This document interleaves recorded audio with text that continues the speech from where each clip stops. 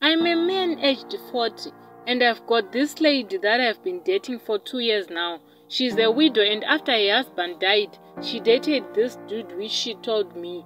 I had no problem with that since she told me that she divorced him because he was cheating.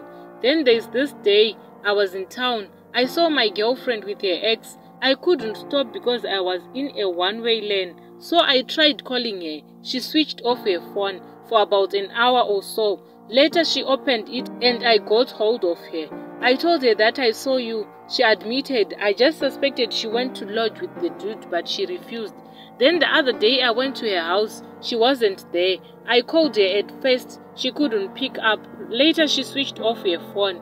And as I was driving in town, I saw her again coming from the way of a lodge. I asked her where she was coming from. She said she was with another guy that she dated before me again, and they are workmates. But the reason why she switches off her phone, she said it's because she knows I'm jealous. So now I am planning to marry this lady. I know she dated men before me, but I got no problem with that because I also dated different women before. But my worry is, will she rely on me only? Since we are going to live in the same town where she got exes, please advise me guys. I really love this lady. What can I do?